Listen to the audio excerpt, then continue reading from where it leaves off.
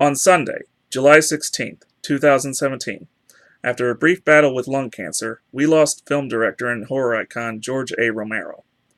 Regarded by many as the Godfather of the Dead or the father of the modern zombie movie, Romero is noted for his three contributions to the zombie film genre: Night of the Living Dead, Dawn of the Dead, and Day of the Dead.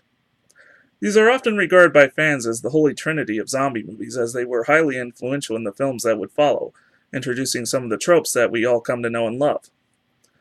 Among his other noted films were The Crazies, Creepshow, Monkey Shines, and Tales from the Dark Side the movie. Little known fact, he also had a small role in The Silence of the Lambs as an FBI agent. Not meaning to show off or anything, but I actually met the guy. Long before this, Penguins Rock Productions was even a concept. He was at a comic book convention I attended a few years ago. Here's a picture of him and me. And let me tell you folks, he was one of the most sweetest guys I have ever met.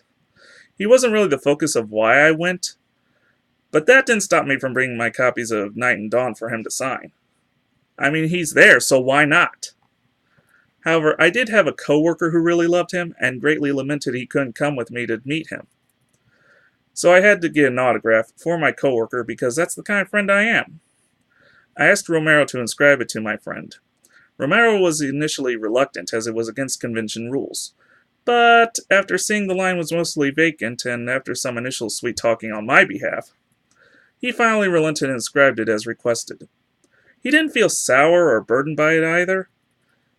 He was just following convention rules.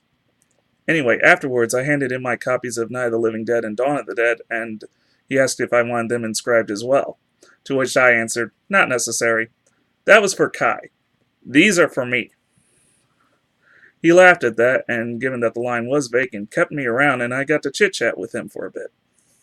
Small talk about movies, cooking, fishing, and I mentioned how I published some poetry a while back.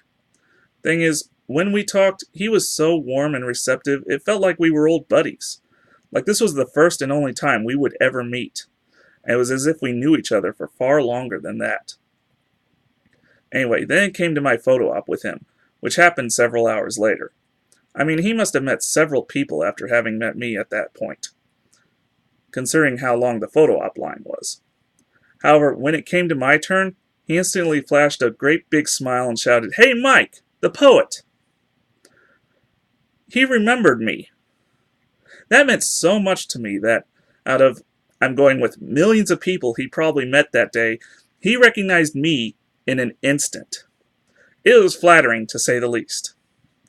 The reason why I'm making this tribute is primarily because of that one little moment that we got to meet.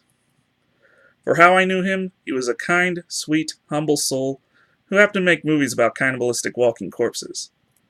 It was an honor to have known and met him, even if briefly.